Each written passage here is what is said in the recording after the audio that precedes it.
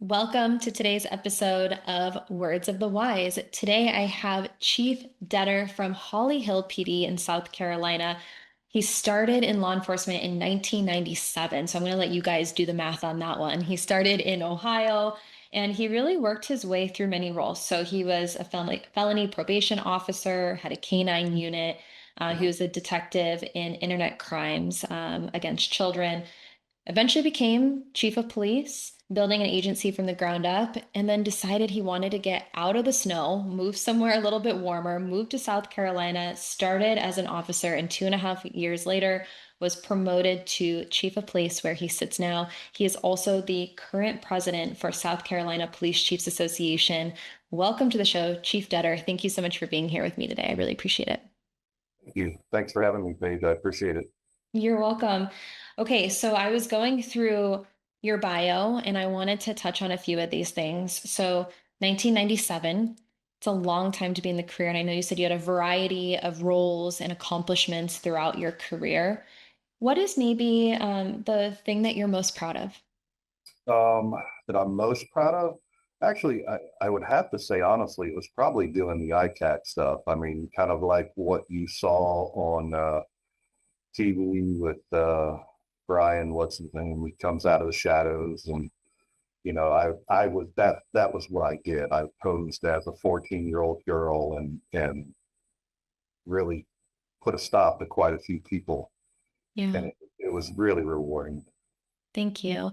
That was one of the things that popped out to me. Obviously, you've done a lot throughout your career and a lot to be proud of. But that was the one thing when I was reading through your bio, I was like, wow, that must have been really rewarding, but also really tough. I Yeah. have a lot of conversations where a lot of people say that that's maybe one of the hardest roles to have. And it's hard to do that for a long period of time with the content and the things that you see. Um, how did that impact you over time?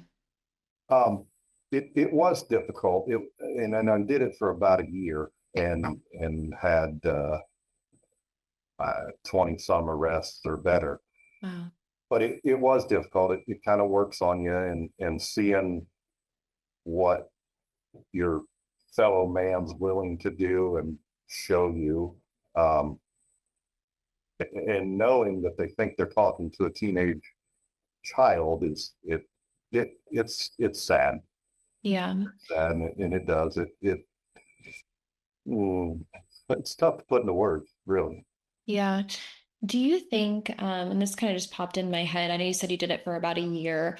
I know that there's been stories and individuals who I've talked to who have done this for years and years and years. Do you think that having a position like that that's so tough and wearing on you that you should have different movement within the organization and kind of move people around? Or do you think that that's something that's sustainable long term?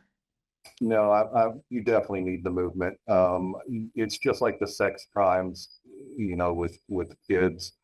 It's not something anybody should do long term because it does work on your mental health. And of course, I had it just a little bit worse back home when we did it, and I wasn't the only one that did it. But by the time it got to our prosecutor, as they call them back there, she actually said, "Oh, this isn't a real person. This is not. This is a victimless crime." And then, of course, you think of everything you went through, everything you had to see, and then you got the prosecutor telling you that, "Oh, this is we're not going to go after him as hard because it's not a real person." Like they didn't know that. Yeah. Well, and who are they doing it to that are real? Exactly. Yeah. Exactly. Wow. I mean, I don't think there was any one of those guys that had not already done it to actual teenage girls. Yeah. As a leader of an organization now, do you take a look at those things and kind of consider the individuals who are in maybe specialty units or really challenging roles? And how do you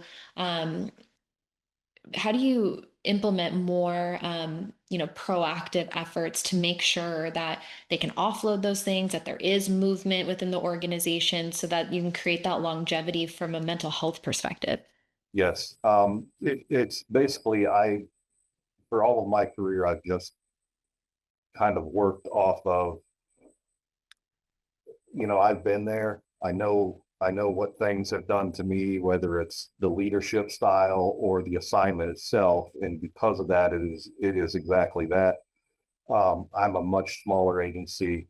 It always cracks me up when people say, "Oh, I'm from a small police department. We only have 200 sworn." And I'm like, well, that's cute. You've got probably more money in your office supply budget than I have my total budget. There's only 10 of us. Um, so I can definitely keep my thumb on it at this point. But with anything, you want to try and rotate through because it'll put a stigma on you. So you Yeah. try to avoid that. Yeah, it's funny. I giggle about that too because I've interviewed chiefs from all across the country. We've had some that have two people, and we have some that have 2,000 people, and everything in between. And it's always, and everything's relative. Like your perspective's relative, depending on what state you're from. But it's, always like California agencies, sometimes, Florida agencies where they'll say that they're like, yeah, we're really small. We have like 150 people, and I'm like. That's big for some like certain states. That's a large agency. So Oh yeah, it's it all is. relative. Um, I wanted to kind of talk a little bit about you because I know we talked offline about how this career has impacted you and your own personal wellness over time. Mhm. What do you think this job has done to you, your sleep, your mental health, all of it? Uh, well, I mean, look at me. I'm only 25. No, I'm just kidding.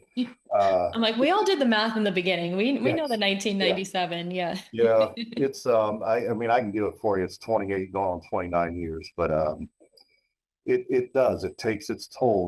In the beginning, you're young. I started, in 97. I just turned 22, and you're 22. You're running, you're gunning. Nothing matters. You're going on 2 hours of sleep. Everything's fine. You see these things that you see as a police officer, and you just tuck it away and no big deal. And then you wake up one day and you realize that you're 30 plus, things ache that you didn't even know you had, muscles hurt that you didn't know existed. And then it seems, at least for me, it was kind of all at once, so to speak, when I hit my mid 30s.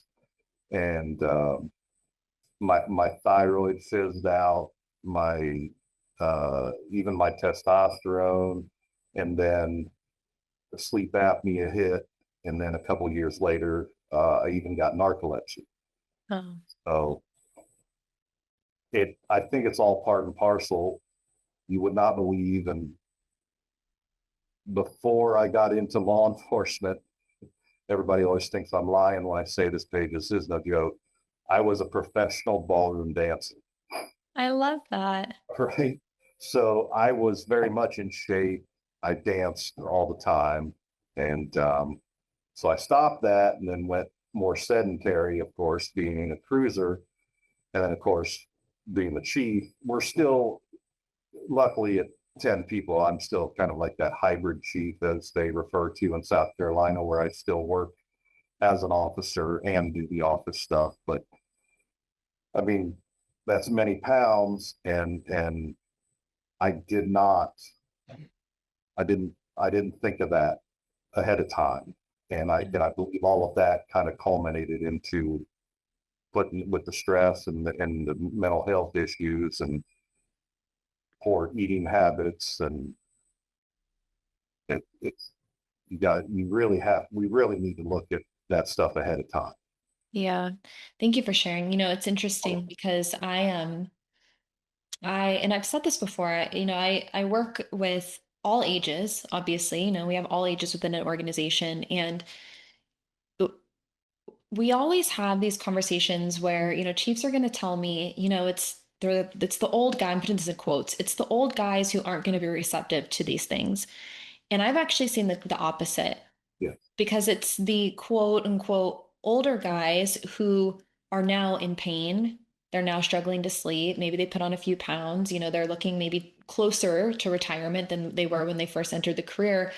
And Of course, you're always going to get some of them that are not receptive to wellness stuff. I'm not talking about like the few that are just like an absolute no.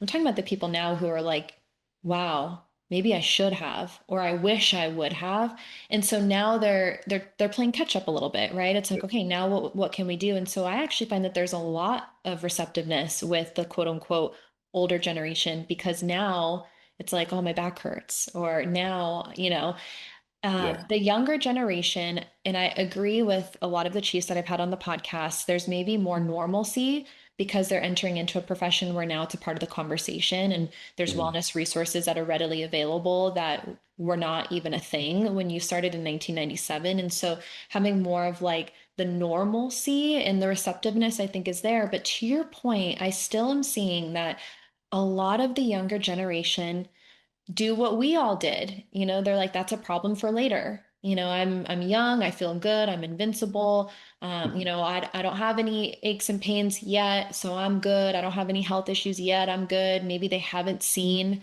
as much on the job, yet. And I keep saying yet because we can see through the trajectory of your profession, which is a really challenging profession, Mhm. these things are likely to happen, right? Like you, Yeah.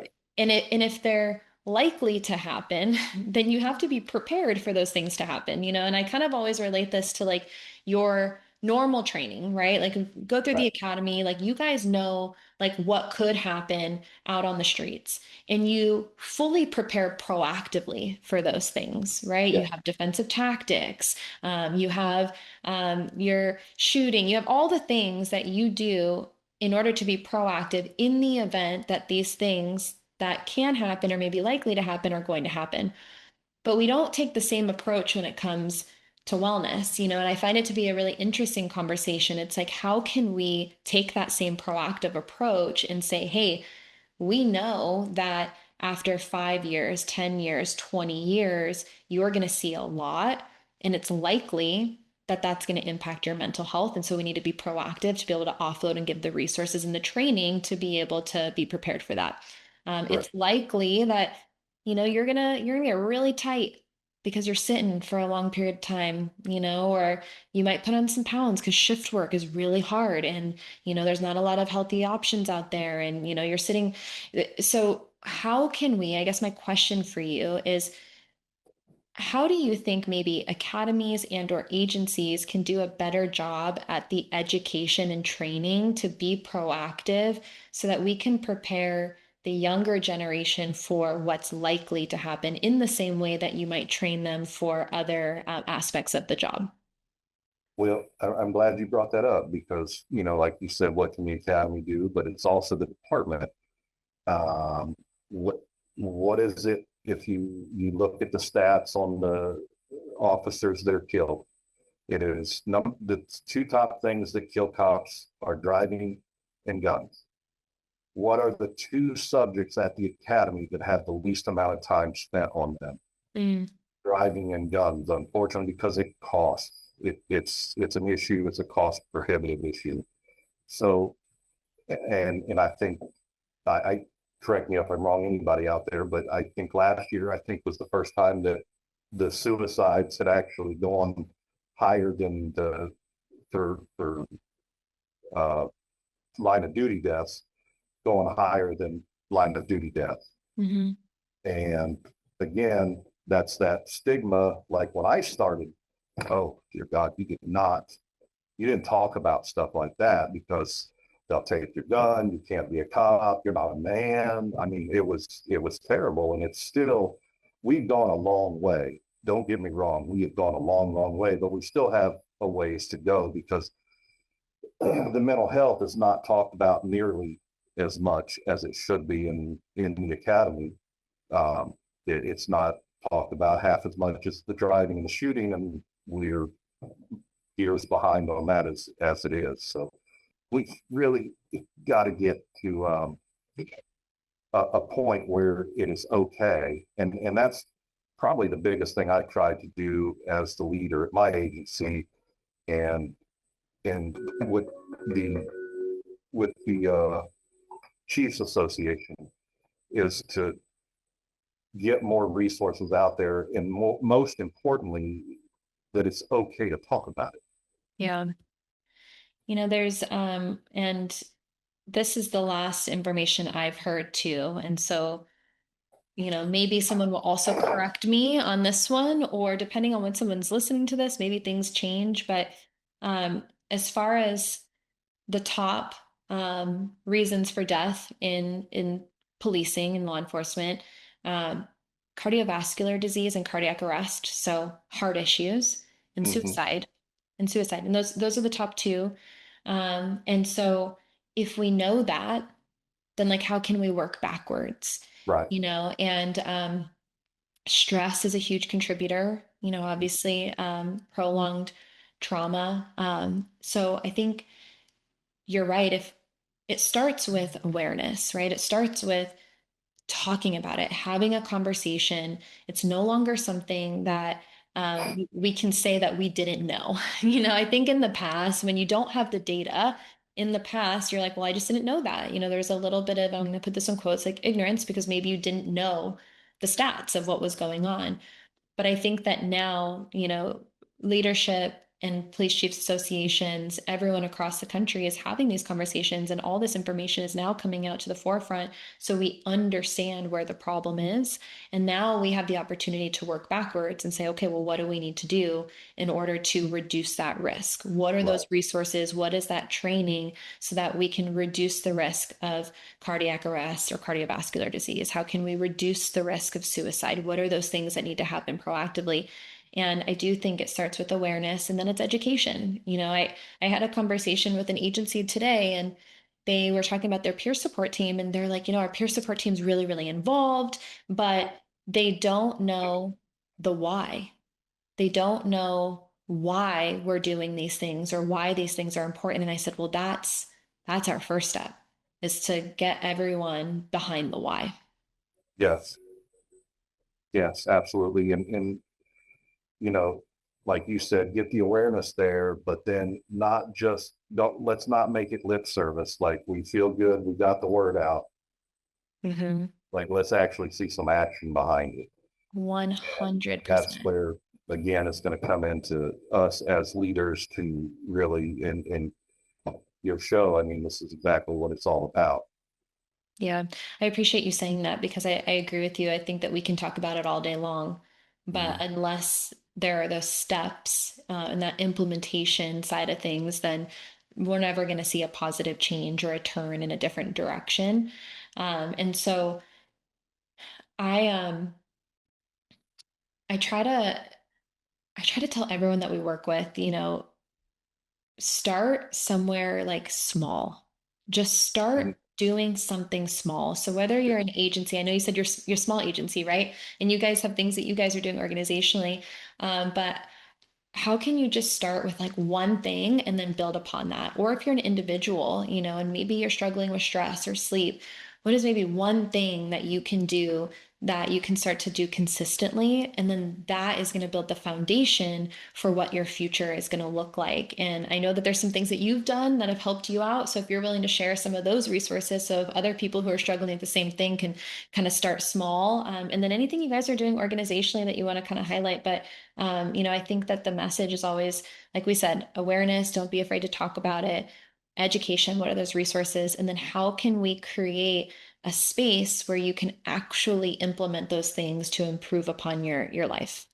Yeah, and it's really small. It's you me for example, I didn't go from in shape and young to old and overweight in a day or two. It's it takes time, and if you start out small, I myself and my lieutenant will just take a after we eat lunch, if nothing's happening, we'll just take a walk around the building, Yeah. around the block. It's just something that gets your head kind of out, and a little bit of exercise, nothing serious.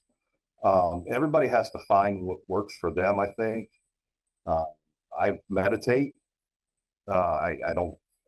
It works for me. It may not work for everybody, but I think it's fantastic. And you don't have to. I got guys that, of course, they're in their 20s too, but they're going to the gym and they're ripped, and that's fantastic. I wish I was, but I'm not. So, but whatever works for you. I mean, you got a dog, take your dog for a walk. Something you have to do something to get active and get your mind elsewhere, because body and mind suffer so much in this profession. Yeah. And I like that you said that what works for one person might not work for another person, because I agree. Mm, But I also think that, if we can try to identify why it's important. Again, I was kind of, saying this earlier about the peer support team with the agency I talked to. They're like, well, they don't know the why. And so it's hard for them to do things if they don't know the why. yeah. And so I always encourage everyone to, one, of course, like start small, find something that you like to do, or maybe you don't even like it, but it's just something that you can do. I had someone say the same thing to me the other day. They're like, yeah, like every time I take a phone call, I just stand up and I walk on the phone call. So at Hmm. least I'm like moving a little bit. But also I think it's important to identify, why is this important for you? And Hmm. for the young guys and girls, what I have noticed, and this is an observation, I'm a fly on the wall, is Hmm. that a lot of them, their why is all performance driven. If you're really young, maybe you want to prove yourself, you want to learn the ropes, maybe you have some sort of like advancement that you're looking to do, like you want to be on a specialized team, maybe you want to have a canine SWAT, whatever. People are like, they have certain goals, and it's all kind of performance driven in the beginning. And I think they're trying to prove themselves to their peers a little bit.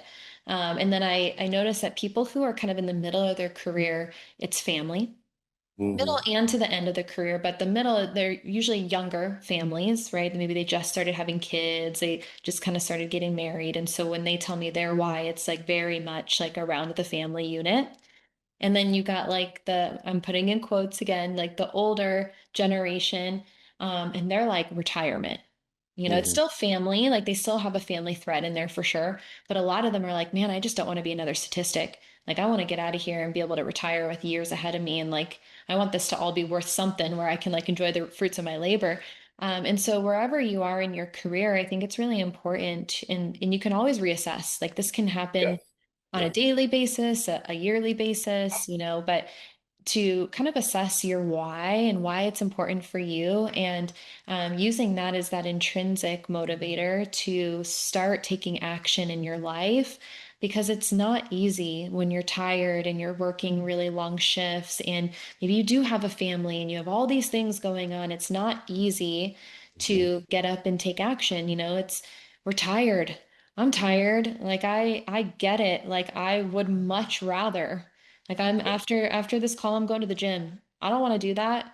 I want to be horizontal. I want to go lay Yes. down, I'm tired. But my why is going to be stronger, and it's going to get me into that car to drive down to the gym. And so I always encourage people to identify what that is. Definitely. Yeah. And we're smaller, so it's probably we're more able to do it. But there's a local gym here that we pay for the membership for officers, so they can. And I also tell the guys, uh, if we have three officers on a shift, that during the lunch break they can go to the gym and work out Yeah. while they're on duty. I don't have a problem paying for that. Anything that's going to help physically and mentally, even, if they want to take a break, come back to the office. A lot of times, before I take a walk at lunch, I'll put YouTube on and I'll watch uh, Fail Army or something like that. Like, just something funny that just takes my mind out of it. Yeah. Well, I like that you said a few things. So one, I appreciate that you said you meditated. Oh, I think that that is, it's still, I've had conversations recently where, I've had other chiefs be like, I don't know if people are going to get on board with this, and it's oh, like, that's okay. Maybe it's not for everyone, like you said, but for you to be like, yeah, I do it and it oh, really works for me, yeah, the more I think we have conversations about that, where leadership are sharing the things that work for them, then it makes it okay. I right. think that, uh, and I don't know if you recognize this, I'm sure you do, that people are looking at you, they're looking at you being like, hey, like, what's okay, what's not okay. And I think the more you can share about the things that you've been through and the things that help you, the more it makes that okay. Now someone's going to hear that and they're going to be like, "Oh, Chief meditates. Hmm. So it's okay for me to meditate too, and I agree with you. I think those conversations are really powerful, and I think that they can really save lives because the more we talk about the solution, and I'm a huge fan of solution-based conversations, Yeah, not fear-based conversations, right. solution-based conversations, then it gives other people permission to try those things. So I appreciate that you saying that that's something that you do, especially because I think when people hear the word, there's still a little stigma, or people think it's a little woo, but you're like, hey, works for me. Yeah, yeah, it does. It's very restorative. Um, yeah, yeah, and you do. You just come out, and it's like, I'm refreshed. I feel better. Mm. Uh, it's great. Well, it's nervous system regulation. So you're kind of speaking my language right now, but um, really meditation is you're trying to quiet the mind, right? It's mindfulness, it's presence, right? Our minds are going all day. We're ruminating on the past, we're having anxiety or worrying about the future, we're constantly distracted, thinking, doing. And so meditation, the concept behind it is that it's called the cessation of thoughts, right? We're Yeah, ceasing, like we're trying to get rid of those thoughts for a period of time. So yeah, just clearing the mind. I like to think of it as like a junk drawer. We're just like clearing out the junk drawer for a second. Like we're just trying to create that's space, good. Yeah, yeah, and so to me, when we can explain the why, like what is this doing and why, to me, that doesn't sound woo-woo or like weird. It's like, but, how can we just like clear out that, mental junk drawer for a few minutes so that we feel, like you said, refreshed? But it's also going to help in a lot of different ways. It helps with decision making, right? You get that clutter out, it creates that clarity. It also helps with sleep a yeah, lot because if you are thinking about a bunch of stuff and you're ruminating on a bunch of stuff, you can't sleep. Or you wake up in the middle of the night because you're still thinking about it and your nervous system is heightened. So it's really effective for sleep. So anyone who's listening who's struggling to sleep, it's a really, really effective resource. And I think that it's really tactical, and it is hard to do. And there's so many, I especially think, in the beginning. yeah, especially in the beginning. There are a lot of different kinds of meditations, and I think people don't realize that. I think everyone just thinks that you're going to sit in a room of silence, which is Right. one of them. But I would actually encourage anyone maybe who's starting out to try to do some sort of guided meditation that's just a couple minutes long where someone's talking you through certain things, so that you don't feel like you're alone in a dark room with silence, which can be scary for some Yeah, people. How can we do like baby steps? Maybe eventually you can do something like that, but maybe you can do a 2 minute or a 1 minute where someone kind of walks you through something and then you come out and now you're a little bit more clear and you can sleep a little bit better that night. So, yeah, definitely. That's actually how I got into it. Was the doctor that I'd had, oh God, 20 plus years ago. The issue was, and I don't know if it's wrapped up with OCD. I don't think I know a cop who doesn't low key have OCD, but my mind was just going and going and going, and I was having issues falling asleep. I kind of wish those days would come back sometimes, but and he said, here, try this Deepak Chopra, and he gave me the CD, and I listened to it, and right before I went to bed, and it's amazing. yeah. But, Yeah, I think that presentation is really important. So, um, I always try to focus on the outcome rather than the method. And so, what I mean by that is, um, if I were to walk into like a roll call and say, like, how many of you guys want to do a meditation right now all together? Like, you're probably not going to get a lot of hands, right? You're probably going to get maybe one or two, like depending on where we are. If we're in California, maybe a few more, or like at a, yeah, more of a progressive like, but for the most part, probably not a whole lot. But if I were to walk into a room and say, hey, how many of you guys want to sleep better? We're going to get a lot more hands in the air.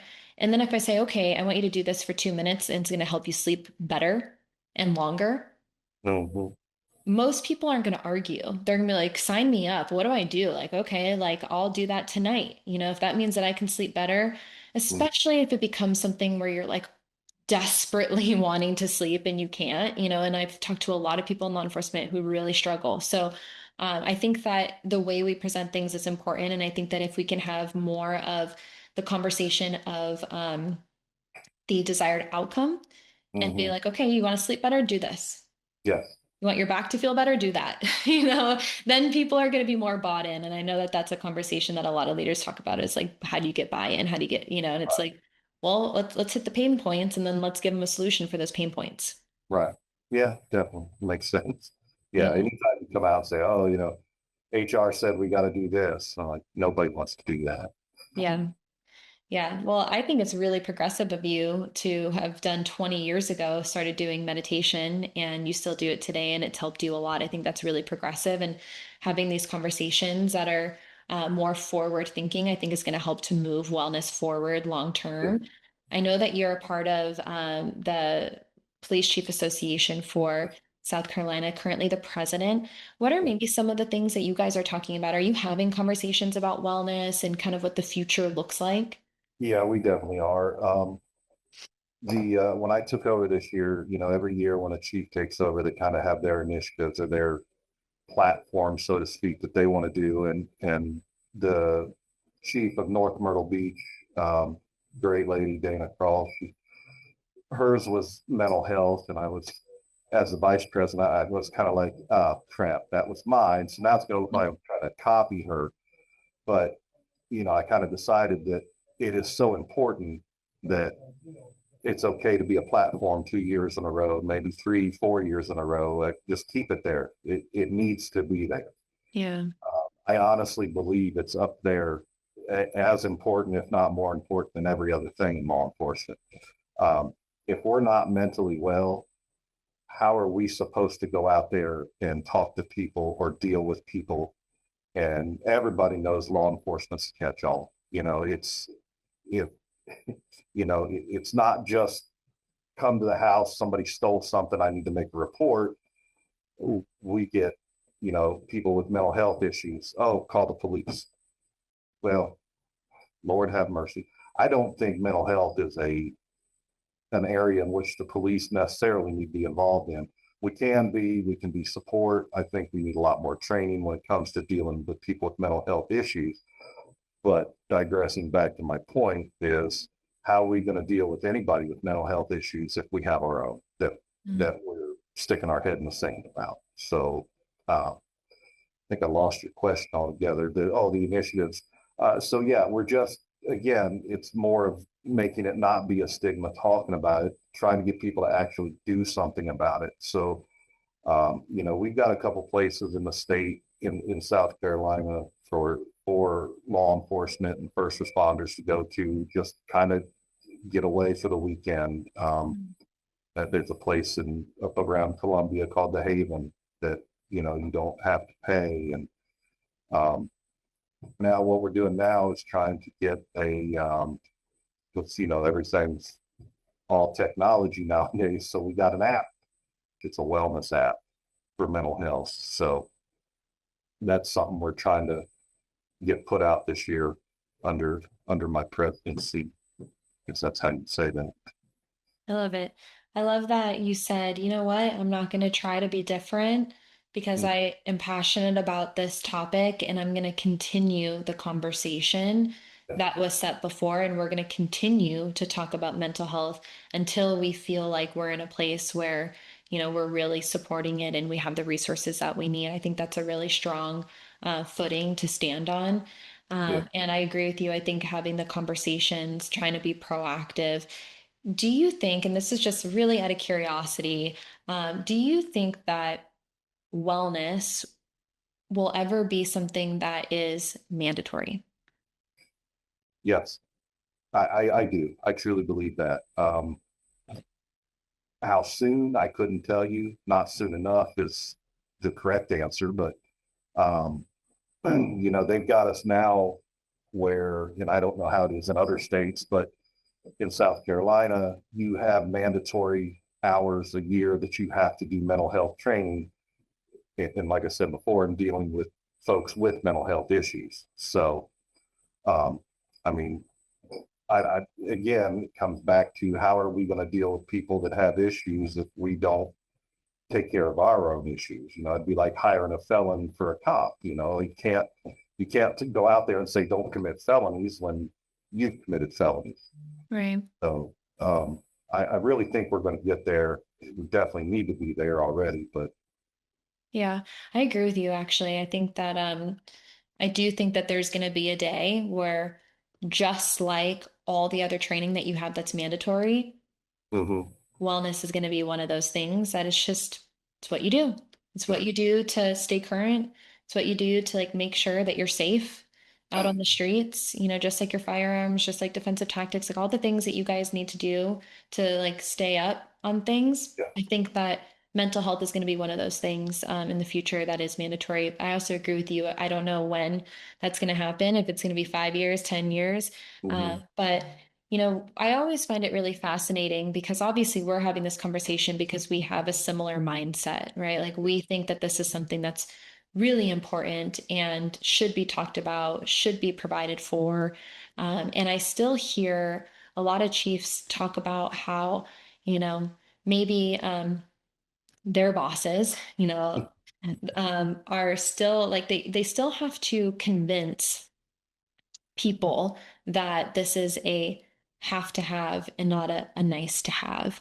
And I mhm, find that to be really fascinating because if we look at any sort of statistics and we recognize that one suicide is too many, then it's no longer a nice to have, it's a have to have, And so I think that, like you said, the more conversations, the more education and awareness around it, the more that will shift to where everyone recognizes the need for it.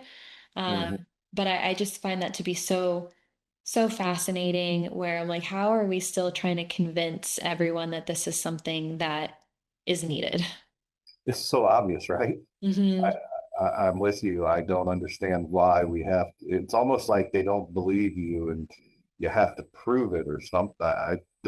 We've got statistics out there that are maddening and saddening all at the same time, and I I think that I think that what I'm seeing is a lot of it comes down to money, and its budget. And so I think that a lot of times when you're looking at numbers, you forget that you're dealing with people, yes, and absolutely, people need to be reminded, like, yes, there's a budget. Yes, things cost money. Yes, you want to understand the ROI, but we're talking about people. hmm, And these people are your most valuable assets. right, Protect the assets. Like that's the goal, is to protect the assets at all times, like how can we make sure that, you understand when you're putting everything together that these are people's lives and they yeah, have families, and like how can we support them to the best of our ability? And so, I think a lot of times it's this question of money, but it really should be the question of people. And right, how do you support the people in the best way that you possibly can and keep them safe? yes, yeah, I agree with you. And it's been such an accepted excuse that, oh, well, we just don't have the money to do it, whatever it is, that they can just say that for mental health. Right. Yeah. Well, I really appreciate your time. And my final question for you, and I know, we talked a lot about this throughout the conversation about, you know, breaking stigma through conversations, trying to be more proactive. What words of wisdom would you share with the younger generation? Maybe something that you wish you would have known earlier or something that's helped you along the way that you can pass along to them. Oh, God, all of it. Um, Listen, it is, uh, you know, we turn into our parents. We really do. I hate this. Like everything my parents said was true. And uh, anyway, you, what is it? What's the saying? Began with the end in mind. And Mm, it's so hard for. I can't imagine. I like to think I'm very intelligent, but I can't imagine 22-year-old me beginning with the end in mind. And there are so many mistakes that I have made along the way that you just you don't think about retirement. You don't think about IRAs or whatever the case may be. Everybody wants to get there, but nobody thinks about it what they're going to do once they get there. Yeah. You've got to obviously take care of your physical and mental health. That's what we've been talking about for the last however long. And the biggest thing is I've let this career consume me to the point that I am every cop statistic I believe that is out there, minus drinking. And I still don't. I drink once in a blue moon, but I am 3 times divorced. I have 4 kids, no alimony, thank God, plenty of child support, because in my mind, I had to work. I had to work so I could provide for my family. And I missed out on a lot of things with my children that we cannot get that back. Yesterday, my kids were, 3 years old. My oldest in less than a month turns 21. Mm. And I missed out on so much with him because I was so wrapped up with his career that, whatever you work, whether it's night shift, day shift, whatever, when you clock out, go home and forget about it. I say that because I can't. And my family and whatnot has suffered because of that. So you can't let it consume you. You've got to have a life outside of it. That's how you survive it. I'm slowly taking steps for that now. But again, they're 18, 19, 20, and a daughter that's 15. So I've missed out on all the little stuff when they were younger, and you can't do that. You're going to regret. Talk about regret. That will give you regret. So you got to begin with the end in mind and take care of your mental health. Thank you. Chief Detter, I appreciate you so much. Thank you for coming on here and sharing your words of wisdom. You're welcome.